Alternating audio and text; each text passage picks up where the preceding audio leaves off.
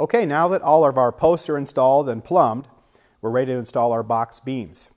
Now, I cannot stress enough how important it is with these modern pergola kits to have the posts square to each other or square to whatever structure you're attaching to.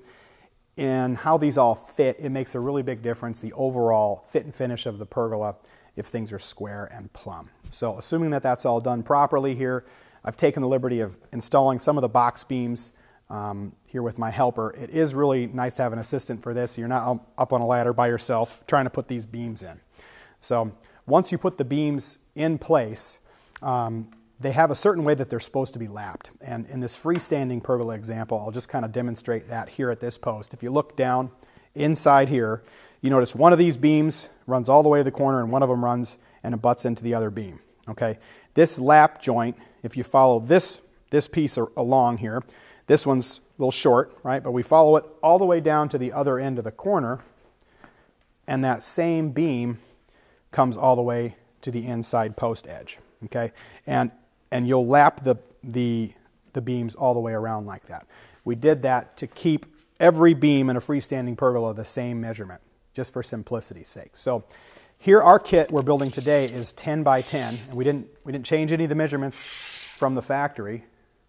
So if we hook our tape measure down at that end, we come down to this end, it's exactly 120 inches. Okay, so if we did trim our pergola a little bit, say our posts were at 9 feet now, on a freestanding pergola, you're going to want to trim your box beams 2.5 inches shorter than the desired outside to outside measurement. Okay, so our beams are, instead of 120, they're at 117.5. If it was at 9 feet, you'd take off another 2.5 inches, they'd be at 105.5.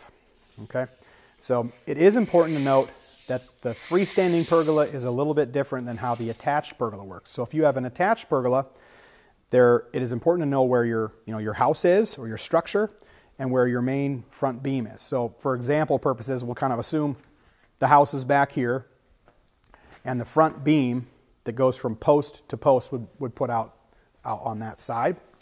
The post out here, we want that beam to be full length. So it will be from the inside of this corner here, full length, all the way to the inside of that corner. So using our example again of 120, that 120 inches, your outside box beam in that case would be 119.5. All right, so your other two beams are going to be a little bit shorter, and they'll start just like this, 2.5 inches from the corner, and they'd run all the way back to the house, and they would attach back here to the ledger plate on the structure with one of these rafter hangers. And there's a screw for that. You attach the hanger to the structure, and then you attach the box beam to the hanger with this 1.5-inch panhead screw. Okay? So once you've got the beams up and lapped the appropriate way, the next step is to fasten them to the post. Inside here, if you remember, we've got a post top standoff. There's a big aluminum plate underneath these beams, and we want to fasten them down securely to that plate. So to do that, I pop these holes with a vary bit, 3/4 inch vary bit, and I just drill these holes. They don't have to be pretty, they just have to be in the right spot. So here's the last one.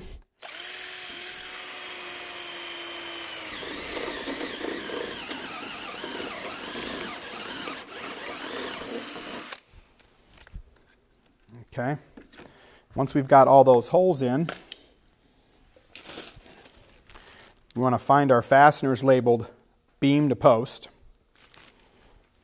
Grab a handful of those and put them in your pocket. Then they would go in your driver.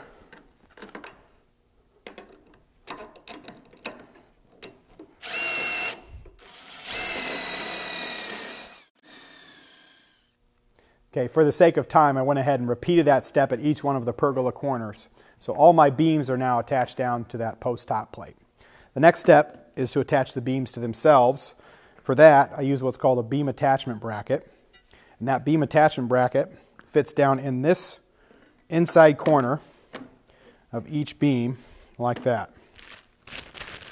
There is a fastener bag labeled BA bracket to beam. That's beam attachment bracket. So I take a bunch of those out, put them in my back pocket. And the beam attachment bracket has quite a number of holes on it, okay? You don't need to hit every single hole. 4 per side is plenty, okay? So I use these holes on the side of my post. Hold that all tight.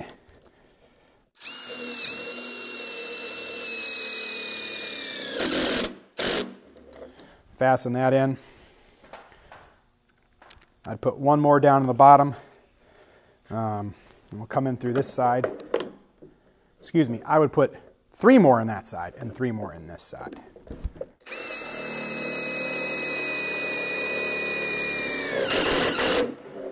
Okay. Once all those beam attachment screws are in, I'll switch out my driver real quick here. This attachment point is done. You can go ahead and put on your post cap.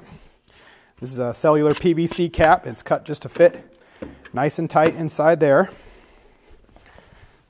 And surprisingly enough, there's a bag of fasteners labeled post cap. So when you put the screws through the post cap, you do want to make sure that you're putting the screw through the cap and not down in the hole that's there. So you have to be mindful of where you put those holes. You don't need a ton of screws to hold this down.